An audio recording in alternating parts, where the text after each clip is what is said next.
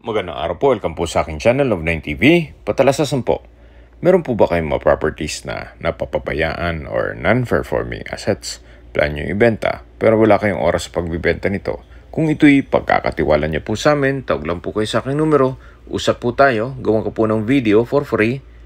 Yes, libre po, wala po kayong babayaran.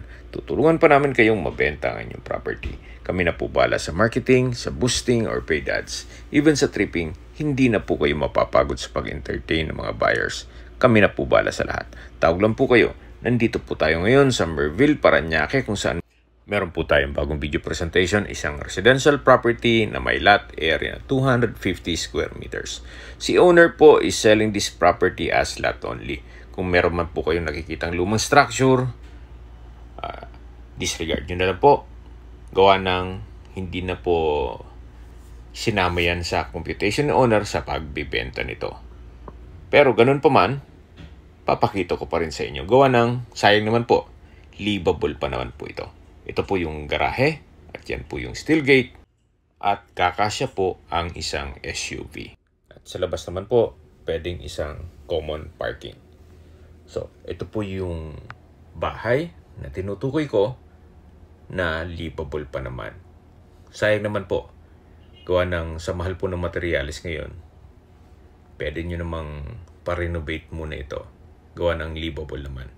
So, ito po yung salas or living area. Naka-marble flooring. Meron pong mga sliding glass window. Sa spasyo naman, sakto lang. Hindi naman ganun kaliit at hindi naman ganun kalaki. At mamaya po, pag-usapan natin ang presyo sa dulong parte ng video. Dito po sa side ng dining area at kitchen, naka-marble flooring. Then, dito po sa mga pintura ng ceiling at wall is okay naman. At ito naman po yung pantry. Sa dulo po, meron pong sliding glass door na may security grill. Meron pong breakfast nook. At ito naman po yung formal kitchen. Malaki naman po ang spasyo. At ito yung naka-marble kitchen countertop. Meron din pong kitchen cabinets at kitchen utensils storage. So ito po yung hallway papunta sa mga kwarto. Marble din po ang flooring. Ito po yung first bedroom. Ito yung second bedroom. At ito naman po yung common toilet and bath. Then sa dulo po yung master's bedroom. Sa structure po, wala po yung papagawa dito. Kung meron man, yung roofing. Anyway, kaya ko naman po pinakita to sa inyo. Gawa ng sayang naman. Sa mahal ng materyales, kung magpapagawa kayo ng bahay, medyo may kamahalan din. Pero if you have enough budget, pwede nyo namang pa-demolish ito. Total, si owner naman ay binebenta ito as lot only. Kaya disregard nyo lang po itong lumang structure. So, maglilibot pa rin po tayo para at least may idea po kayo kung anong meron dito sa loob ng property. Yan po yung property line. Yan po yung sliding glass window na malapit sa dining area. Then may 1 meter setback. May service area or laundry area. Then sa dulo po, meron pong malaking spasyo. Mga 2 to 3 meters setback. Yan po yung property line. May water tank in case of water shortage. So, marami po kayong pwedeng i-project dito.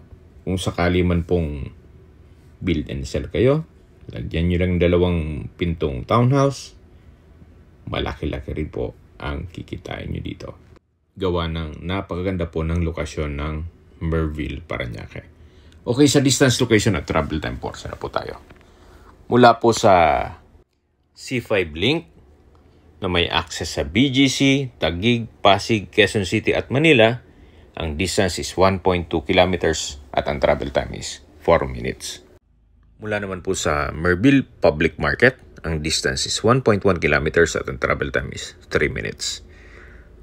Mula naman po sa airport, ang distance is 5.9 kilometers at ang travel time is 18 minutes. At kung manggagaling naman po sa MOA, ang distance is 10.2 kilometers at ang travel time is 35 minutes.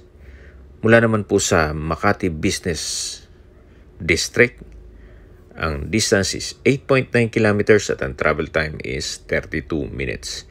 At kung manggagaling naman po sa BGC, ang distance is 7.9 kilometers at ang travel time is 28 minutes. Okay, sa presyo na po tayo. Binebenta po ito ni owner sa halagang 18 million pesos net. Ibig pong sabihin, si buyer na po ang sasagot sa lahat ng taxes at expenses with regards to documentation. Kung bibili lang naman po kayo ng mga townhouse, ng mga 15 million o 16 million na townhouse, you might consider this 250 square meters na property with livable na bungalow house. Yan naman po yung opinion ko lang naman. So, depende pa rin yan sa assessment nyo dito sa property. Kung may mga katanungan po kayo o gusto mong paset ng tripping dito sa property to, tawag lang po kayo sa aking numero. At sa mga kababayan naman natin sa ibang bansa, meron po akong Telegram. Sa mga iPhone user man, may iMessage. Meron din pong Imo, Skype, Viber at WhatsApp. Same number lang po, 0917-316-3399. Sa mga nagtatang naman po ng aming Facebook, meron po aming Facebook page na Nov9TV at Facebook Reels Video. Makisuyo po, paki-like and follow na rin. Meron din po kami ibang YouTube channel na The Nov9TV channel at AC Listings. Kung sakali po hanap nyo yung mas malaking sukat ng lupa, meron din po kami ibang listings na pwede nyong pagpilian. Huwag po kayo mag-atubiling tumawag sa amin, then let us know your budget para malaman namin kung anong property pwede namin i-alok sa inyo.